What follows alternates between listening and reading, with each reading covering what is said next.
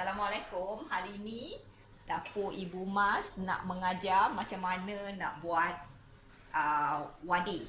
Okay, ni wadeh I learn from I belajar sendiri I buat sampai 5-6 kali baru I dapat apa yang I nak. I punya wadeh ni lain sikit daripada wadeh orang India.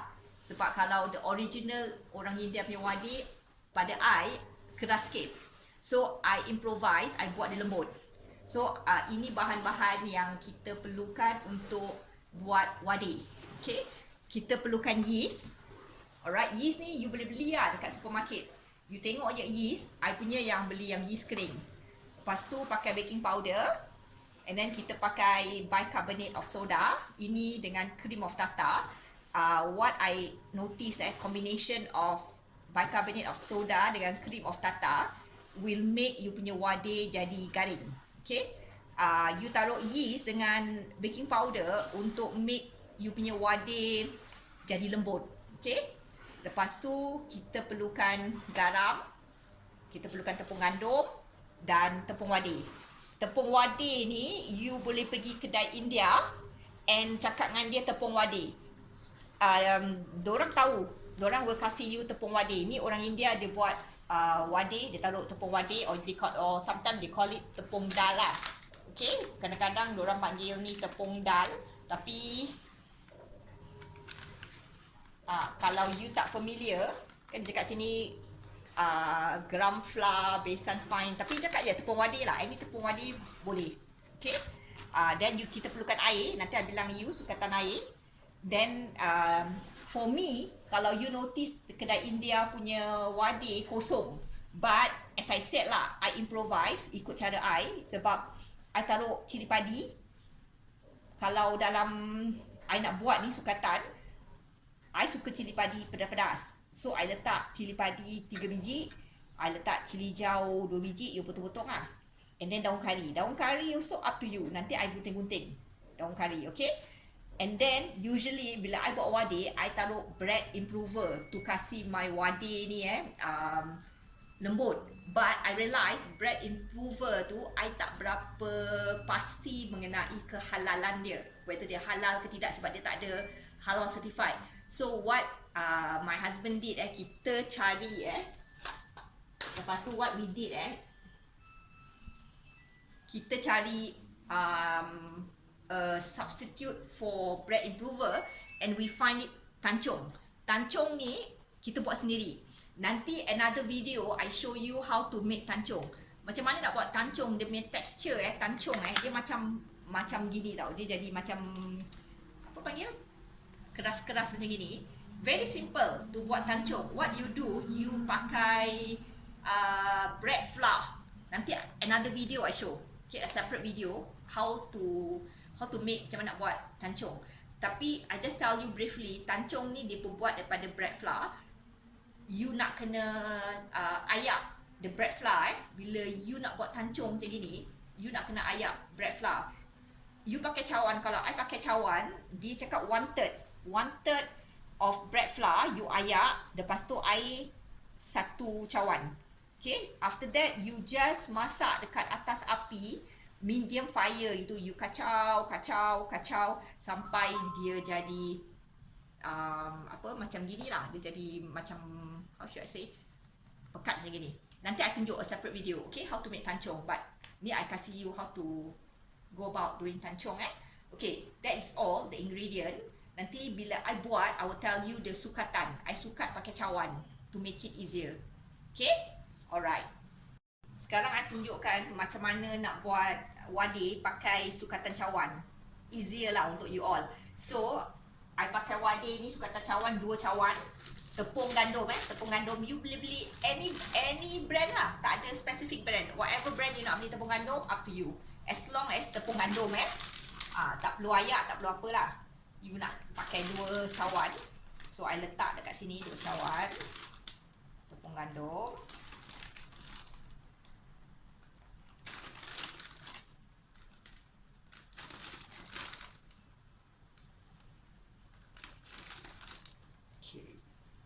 Bikin ini 1 cawan.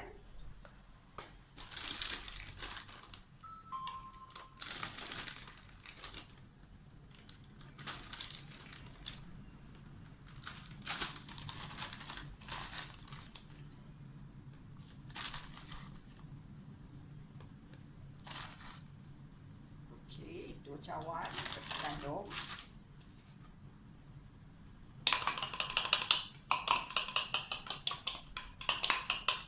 Lepas tu kita taruhkan tepung wadeh ni dalam setengah sudu je. Actually kalau you taruh terlalu banyak tepung wadeh, dia boleh jadikan wadeh you keras. Jadi setengah, dalam setengah sudu besar, setengah je you taruh.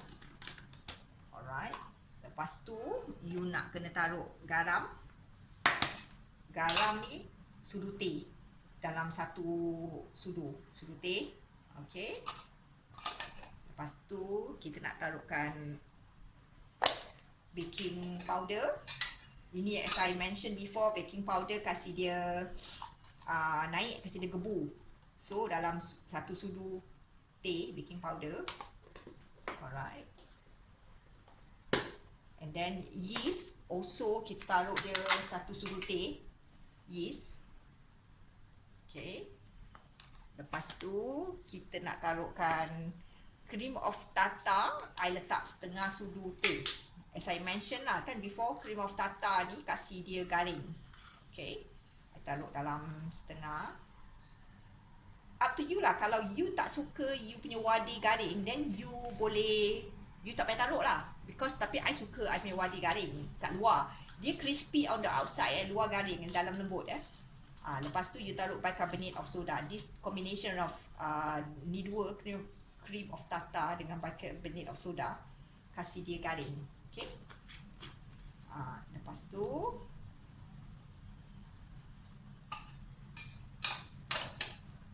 you nak taruhkan tancung. Tancung ni I ada extra yang I buat selalunya bila I buat tancung, I always do just 1 cup aje lah. Then I taruh dalam 3 sudu besar. 3 sudu besar tancung. 1. Ni kurang sikit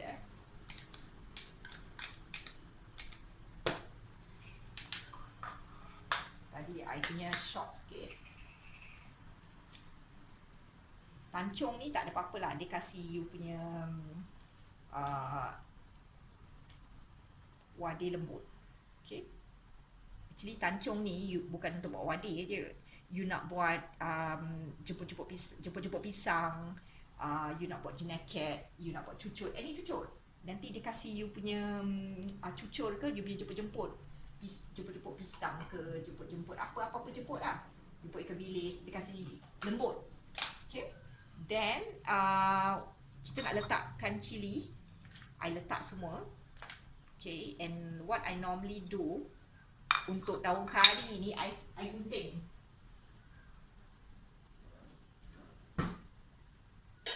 Okay.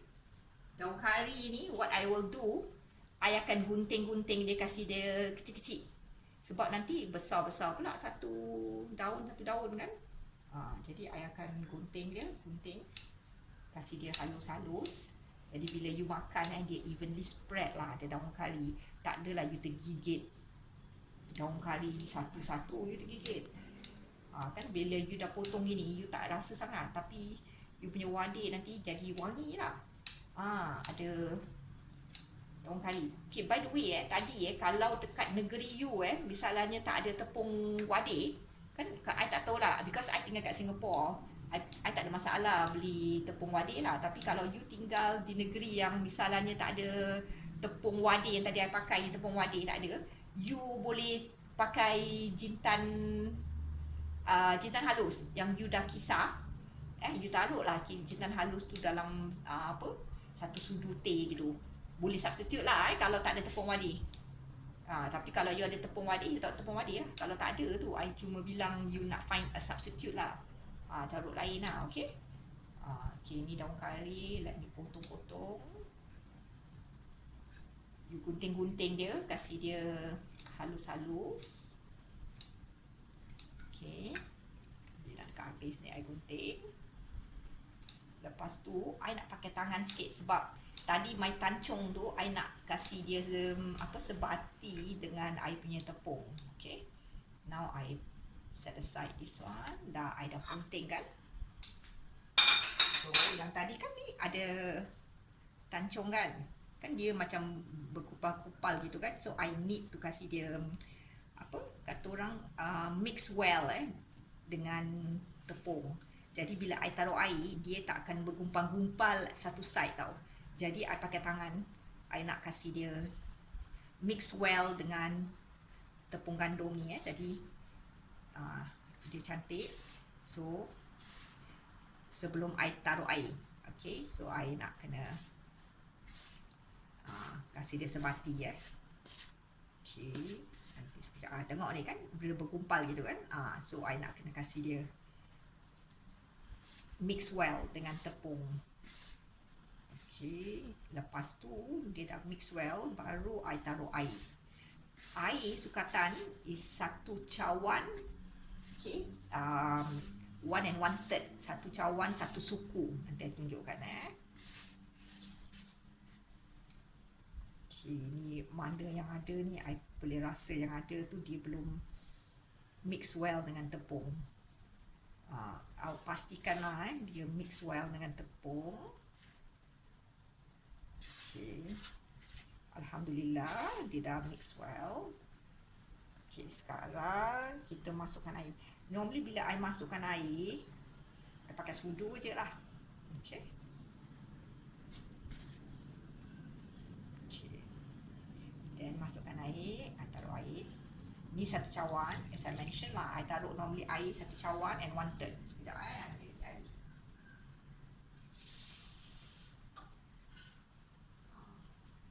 And 1/3. Okay, around there. Lepas tu kacau pakai SUDU.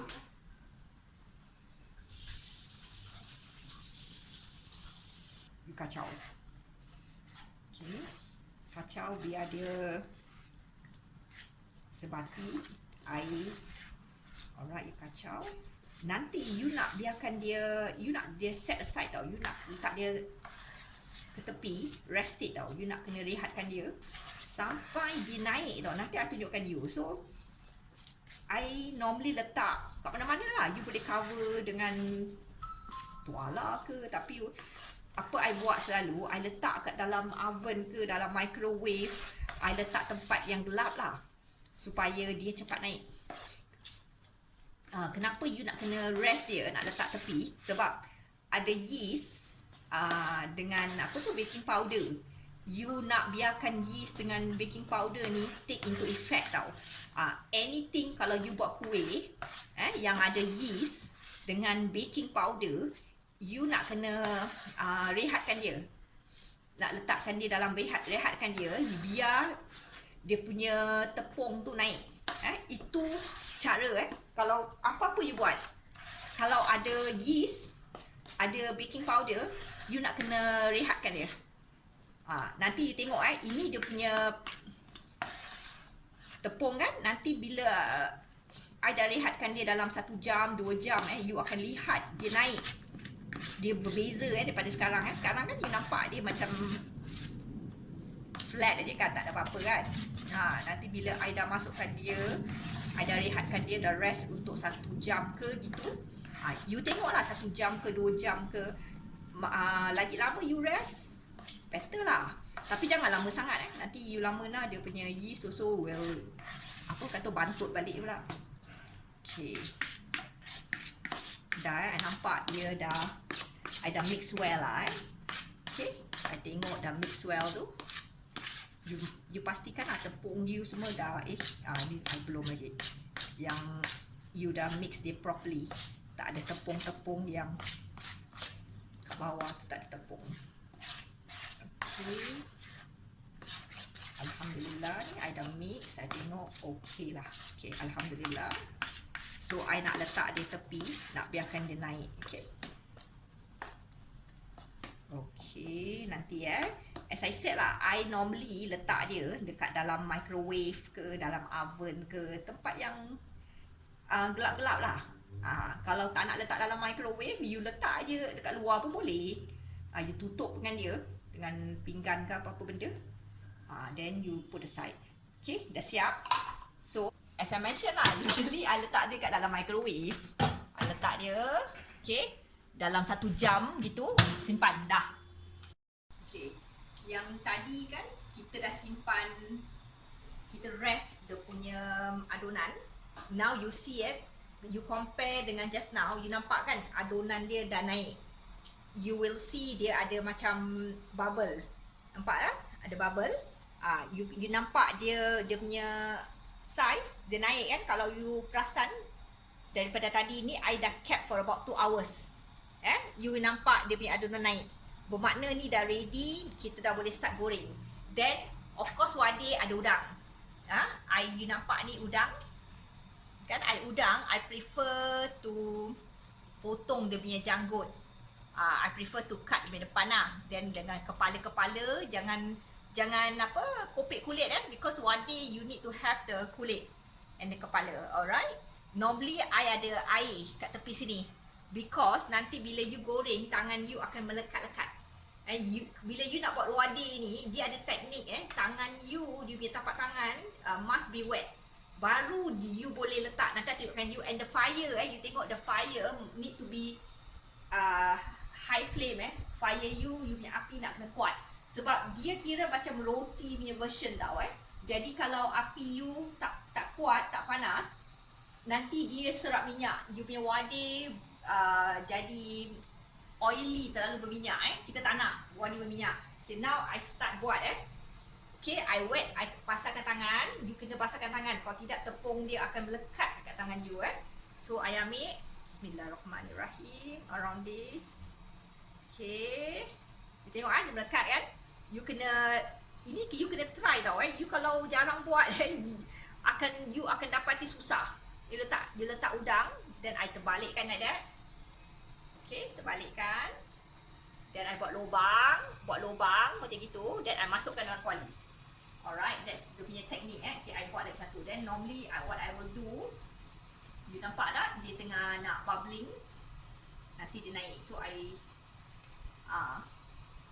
okay, now I buat another one Tangan mesti basahkan. Kalau you tak basahkan, tepung you punya adunan tu akan melekat dekat tangan you. I buat gitu. Buat lagi satu. Dia punya size suka hati you lah, berapa besar you nak. Normally I buat like gini punya size lah. Letak udang kat sini, saya terbalikkan dia. Udang dia biar di bawah lah. Lepas tu you tak kena buat lubang bila masuk dalam kuali tu kena ada lubang. Sebab Wadeh pattern dia layak. Kan you nampak tak yang satu tu dia dah naik dia dah membesar gitu kan. Dan I buat lagi lah. I buat lagi because I normally kuali I ni minyak mesti banyak minyak you nak kena banyak minyak. Jangan minyak sikit minyak banyak, lepas tu minyak panas. Must be hot. Minyak dia mesti panas. Dan you nampak ini memang susah tau nak buat. I would say bila you tak biasa buat, bila you nak buat tu you akan dapati susah you nak buat lubang Tapi kata orang practice make perfect lah. You nak kena practice lah. Bila you selalu buat, you practice, you will dapat the hang of it lah jangan juga lah cuba sampai you berjaya. Okay, buat lagi. I buat lubang you nampak tak? I lubangkan dia. Aku tak tahu nak tunjukkan dia. Bila you nak masukkan tu, you punya jari tu you buat lubang. Okay, kuali I ni cukup untuk 4. Jadi I dah masukkan 4. Dia akan you nampak kan dia naik You nampak bila Wadeh ni masuk dalam minyak panas, you akan lihat proses dia mengembang. Itu bermakna dia punya baking powder dengan yeast take into effect lah. Kan you nampak dia naik. Kan you nampak dia macam mengembang. Dia very fluffy itu bermakna you punya yeast dengan you punya baking powder berjaya lah Okay. Now I nak balikkan yang tadi. Kalau I balikkan nampak punya udang tu. Ni you boleh simpan tau. Bila you dah goreng macam gini, you boleh simpan dalam fridge 1-2 minggu pun boleh tahan. Lepas tu bila you nak makan nanti, you panaskan dalam air fryer. You boleh simpan 1-2 minggu, simpan pun tak ada masalah. You panaskan dalam air fryer. Depend on you. You nak bila you panaskan, nak makan tu nanti you panaskan. Terserah lah, you nak dia garing ke, you nak dia lembut. Kalau you suka Wadeh you garing, dekat air fryer tu bila you panaskan adalah about 140, 150 degree Celsius. Then bila dia dah lembut, you akan keluar lah. Tapi kalau you tak suka dia garing, you lower down the temperature lah, maybe 80, 90. So, ini selera masing-masing lah. Macam mana wadah you tu you nak luar garing ke, you tak nak luar garing ke, masing-masing punya cita rasa. Okay, now kita biarkan dia masak. Alright, you nampak kan? Ni ada udang kat atas dia kan? You nampak I punya wadah ada cili kan? I ada cili sebab I tak cili. Lepas tu terserahlah pada you. You nak makan dengan lada hijau, lada hidup hijau. On top of this also can. Kalau you nak makan begitu saja pun boleh. Sebab dia dah ada cili, I dah letak cili padi dengan cili hijau kat dalam kan?